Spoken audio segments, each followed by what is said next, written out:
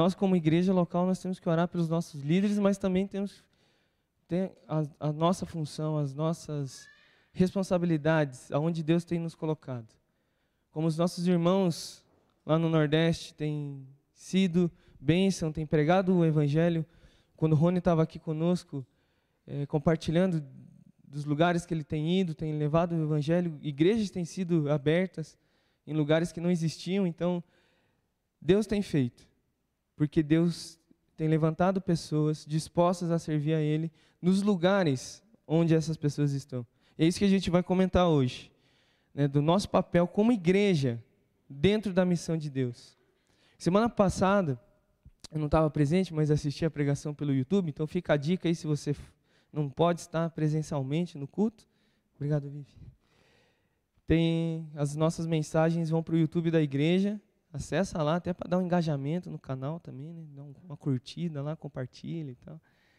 Que vai ser muito bom, né? E o nosso irmão Madeira, ele falou semana passada sobre como a missão de Deus é urgente, porque o nosso Senhor Jesus disse que seria. Lá em Mateus 24, Jesus fala que não compete nem a Ele mesmo saber o dia da volta, somente ao Pai, mas o sinal da vinda vai ser quando todos os povos ouvirem do Evangelho. E não são todas as nações. Países, tem 200 e poucos países do mundo, mas existem mais de 100 mil etnias pelo planeta Terra. Quando todas essas etnias ouvirem do Evangelho, aí chegará o fim. Então essa é a nossa função, irmãos. Anunciar o Evangelho a todas as nações. O versículo que o Dinho leu de Salmos na abertura. Cantamos agora há pouco, de anunciar as boas novas, de irmos e pregarmos o Evangelho até que Ele venha. Essa é a nossa função como igreja. Nós existimos por isso, como corpo de Cristo, para a edificação dos outros, mas também, principalmente, para o anúncio do Evangelho. Para que mais gente possa ser edificada, mais pessoas possam entrar no corpo de Cristo pela pregação. E por isso, a gente precisa entender qual é a nossa responsabilidade como igreja de Cristo, no nosso lugar, no nosso bairro, na nossa vizinhança. Eu convido você a abrir a sua Bíblia, a igreja já está aberta, né? Abrir a sua Bíblia, lá em Mateus 9.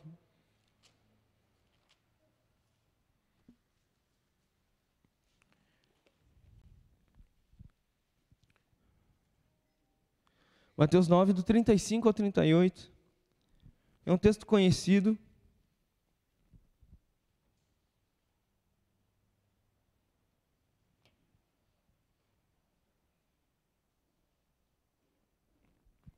Diz assim: Jesus ia passando por todas as cidades e povoados, ensinando nas sinagogas, pregando o evangelho do reino e curando todas as enfermidades e doenças. Ao ver as multidões, teve compaixão delas, porque estavam aflitas e desamparadas, como ovelhas sem pastor. E então disse a seus discípulos: a colheita é grande, mas os trabalhadores são poucos. Peçam ao Senhor da colheita que envie trabalhadores para a sua colheita. Vamos orar mais uma vez, pedindo entendimento sobre a mensagem. Senhor, estamos diante da Tua palavra. Pedimos, Deus, que o Senhor abra os nossos corações, nossos ouvidos, nossa mente, Deus, para entender mais da Sua palavra, entender mais daquilo que o Senhor quer falar aos nossos corações. Pedimos isso, Deus, sabedoria do Espírito Santo, para que a gente saia daqui, Deus, transformados por Ti, Deus, e que a gente viva uma vida missionária o tempo todo. É isso que oramos em nome de Jesus. Amém. Muito bem, irmãos. Esse texto,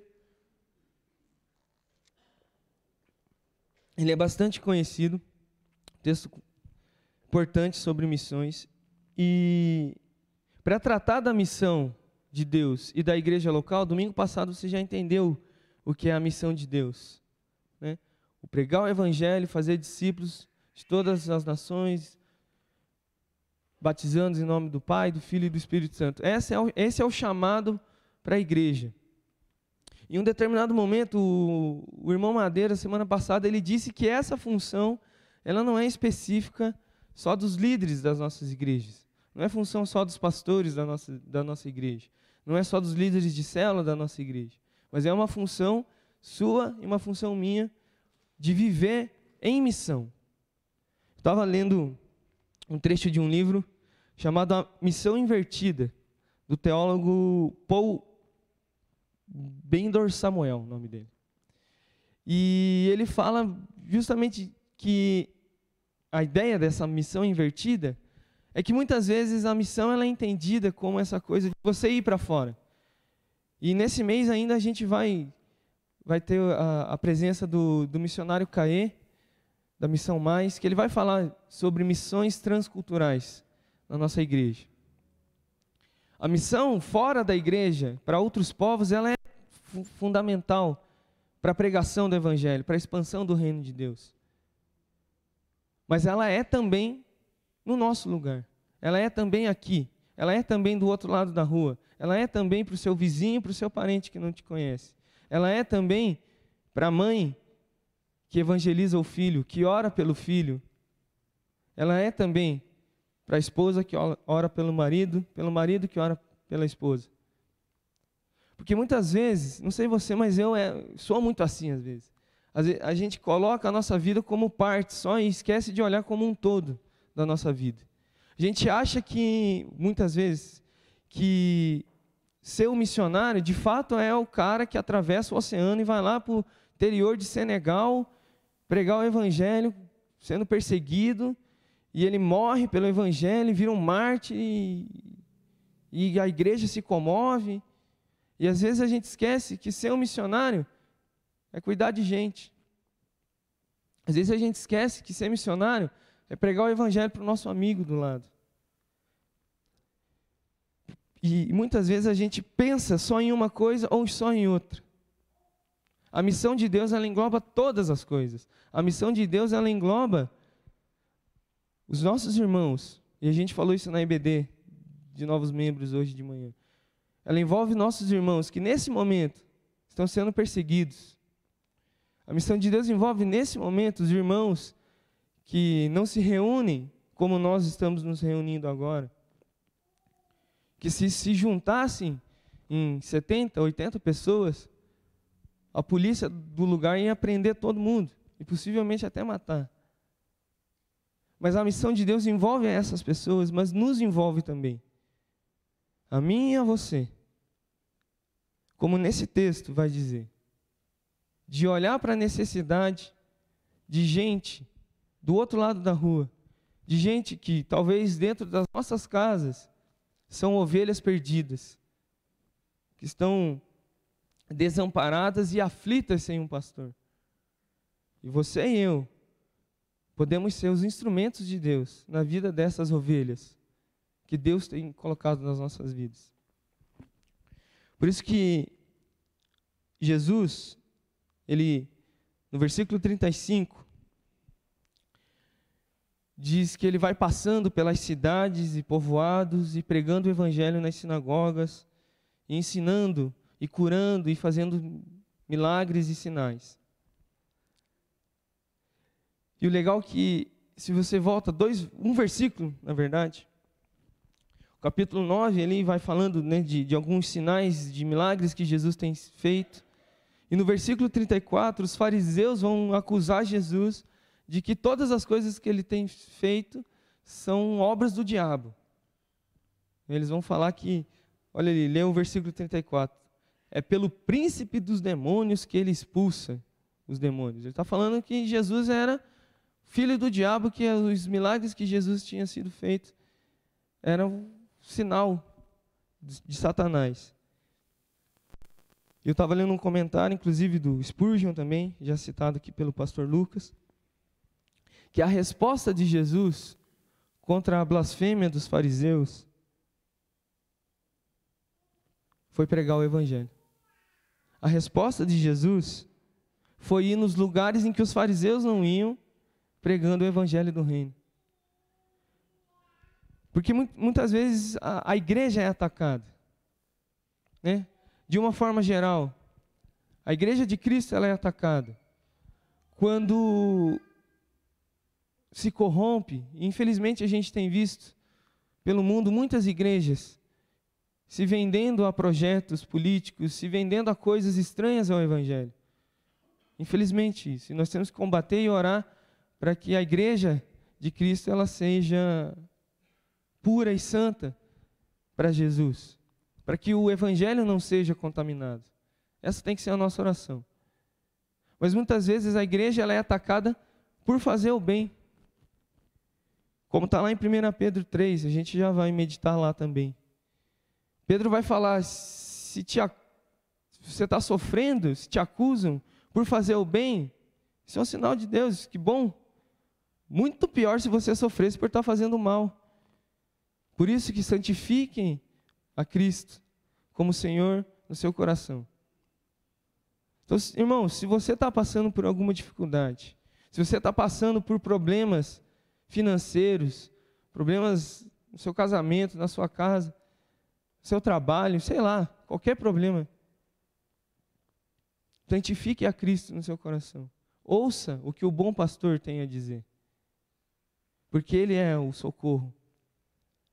Nós éramos as ovelhas desgarradas que agora encontramos um pasto, encontramos consolo e abrigo em Jesus. E a nossa função é anunciar desse bom pastor para outros. Mas olha só, a resposta de Jesus ela vai ser pregar o Evangelho. Ele não ficou discutindo com os fariseus, ele não partiu para cima. A resposta dele foi cumprir a missão, pregar o Evangelho. E no versículo 36, a gente até canta, né? Tem uma música que a gente canta, é antiga, faz tempo que a gente não canta essa música. Né? Ele diz que quando Jesus vê as multidões, ele teve compaixão. Eu acho que um primeiro ponto, para nós como igreja, para cumprirmos a missão do que Deus tem proposto para nós, como igreja evangélica da Barreirinha, o primeiro ponto é estar atento às necessidades do nosso tempo. Estar atento às necessidades de quem está perto da gente. Estar atento às necessidades de quem faz parte do nosso meio. Orar pelos irmãos e irmãs que estão passando por dificuldades, por provações. Mas é também estar atento com as necessidades daqueles que são as ovelhas perdidas. Isso é a parte da missão. E é também orar pelos missionários que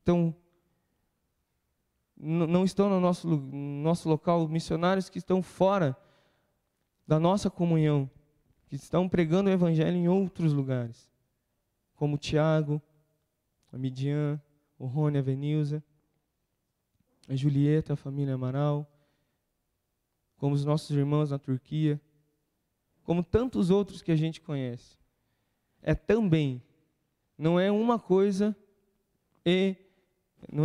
ou outra coisa, é uma coisa e outra coisa junto. É orar pelas nossas vidas como igreja e também orar, contribuir e quem sabe mesmo indo para os outros lugares. Mas começa estando atentos às necessidades do nosso tempo. Provavelmente você já ouviu falar nessa história, mas no século XVIII surgiu um movimento na Saxônia. Saxônia é a região norte da Alemanha, né? Hoje, né? Ou do centro da Alemanha, uma coisa assim. Que é do movimento dos Irmãos Morávios. Provavelmente você já ouviu falar desse movimento. Deus usou um conde, ele era um cara de uma família rica, chamado Nicolau von Zinzendorf. Acertei, pastor Horst?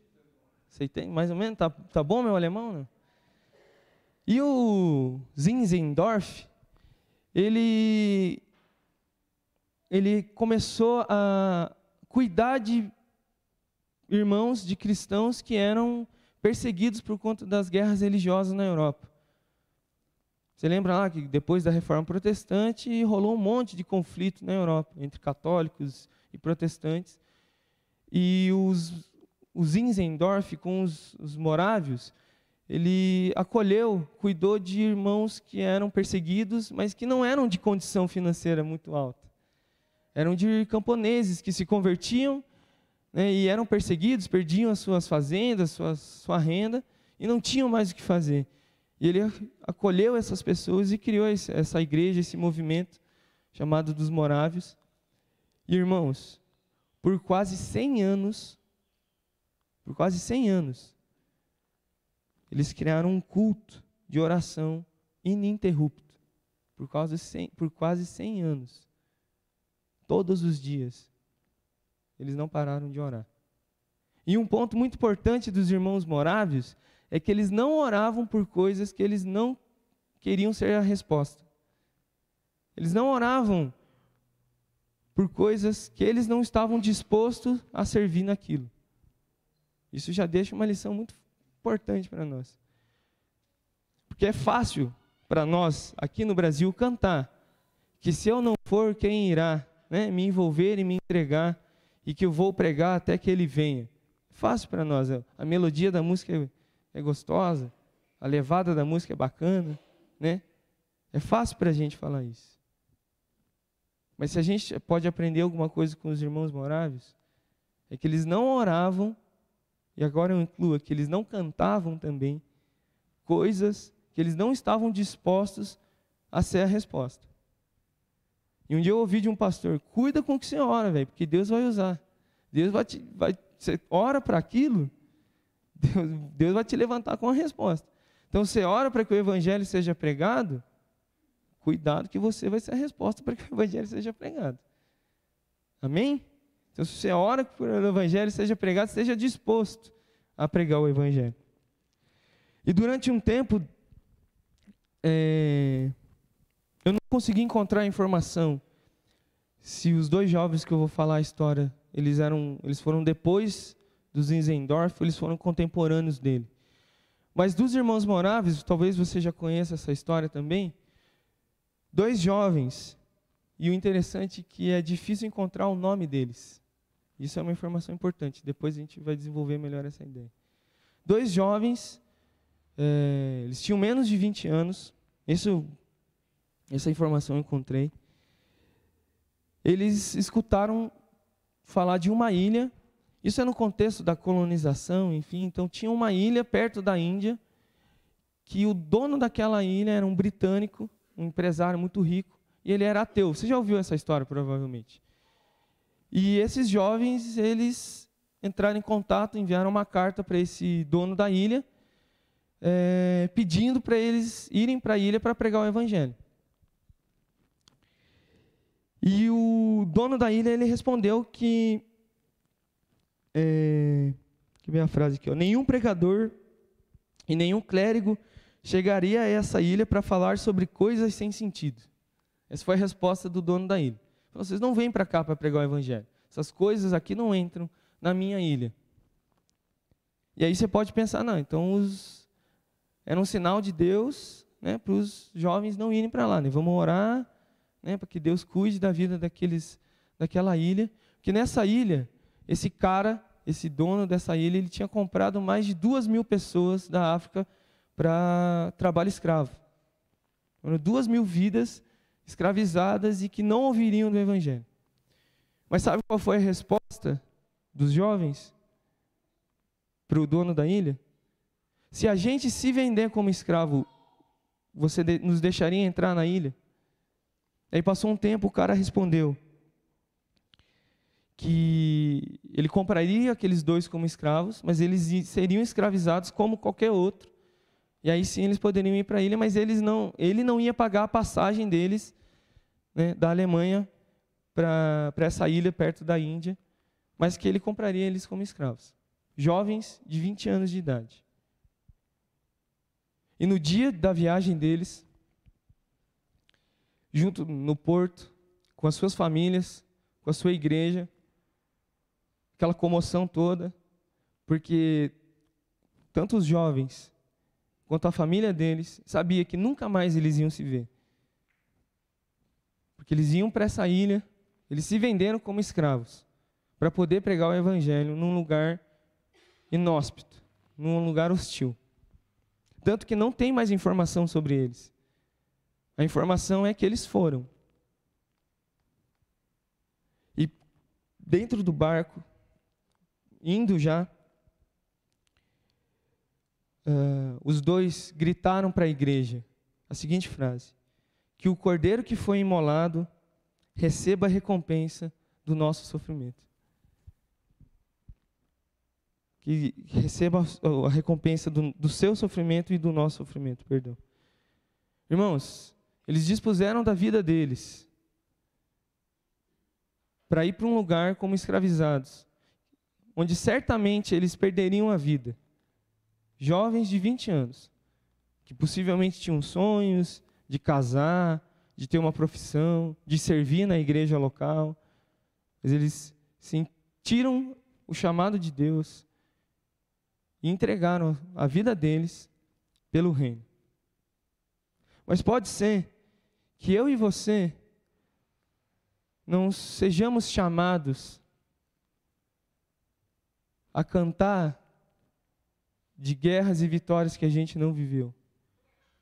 Pode ser que eu e você sejamos chamados, pode ser que eu e você não sejamos chamados a morrer na batalha pelo reino, como esses irmãos, mas que eu e você sejamos chamados a cantar das lutas que esses irmãos fazem. Isso é tão importante quanto, irmãos. Eu e você temos que estar dispostos ao que Deus preparar para as nossas vidas. Por isso, estar atento às necessidades é um ponto importante, fundamental. Porque pode ser que da nossa igreja não saiam missionários para morrer num lugar. Mas pode ser que saia da nossa igreja gente disposta a cuidar dos missionários. Pode ser que saia da nossa igreja gente para olhar para a necessidade dos bairros carentes próximos a nós e servindo a essas pessoas, pregando o evangelho, ajudando nas necessidades. Porque a resposta de Jesus aqui, ela é na prática, né, pastor? Ela é substância. Ela não é só na ideia. Primeiro que ele não fica debatendo com os fariseus, mas também porque ele não só se compadece, mas ele ia para as cidades ensinando, pregando e curando. Olhar para as necessidades não é só ficar na ideia, na teoria de que Deus vai cuidar. Deus cuida e Deus faz a obra dele. Mas Deus faz a obra dele por meio da sua igreja. E eu e você somos a igreja de Cristo. Amém? Então os nossos corações têm que estar dispostos a servir as necessidades. Pode ser que não seja indo. Pode ser que seja aqui somente. Servindo as necessidades uns dos outros e servindo aqueles que precisam. Mas para estar atento às necessidades daqueles que precisam, das ovelhas aflitas e desamparadas, desanimadas, perdidas, sem o pastor, a gente precisa ouvir esse pastor primeiro. E olha só o versículo 37. Jesus, ele olha para as multidões, ele se compadece das multidões, ele já tinha ido pregar o evangelho, curar as enfermidades nas cidades. E aí ele vê tanta gente perdida sem pastor.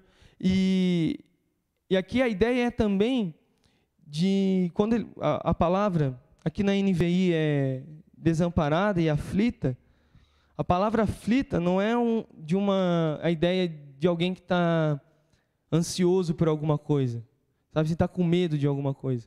A palavra é no sentido de alguém que foi despedaçado ou mutilado.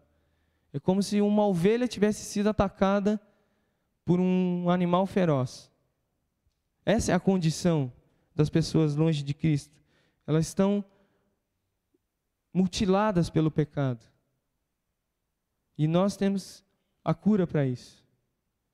E essa cura, ela é o milagre da salvação. A cura é a pessoa de Jesus Cristo. Mas para a gente ser a resposta, a gente tem que ouvir. E olha só, Jesus, depois de tudo isso, ele diz aos seus discípulos. O que ele disse aos seus discípulos? A colheita é grande, mas são poucos os trabalhadores.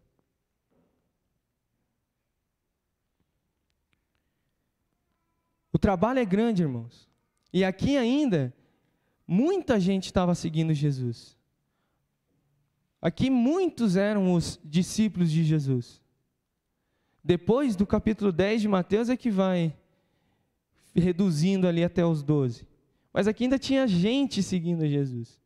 Porque ainda era, a grande multidão achava que era o Jesus que só curava, que era só o Jesus que ia dar o pão e o peixe. Mas Jesus já está falando que o reino de Deus não é sobre receber. O reino de Deus é sobre dar. O reino de Deus é sobre compartilhar. O reino de Deus é sobre se entregar. O reino de Deus é sobre olhar para as necessidades daqueles que precisam. Mas para sermos a resposta, quando a gente ouve o Senhor da colheita, a gente precisa primeiro ouvir a voz desse pastor. E para ouvir a voz do pastor, é fundamental. E agora convido vocês a abrir em 1 Pedro 3,15. A gente já vai voltar para Mateus.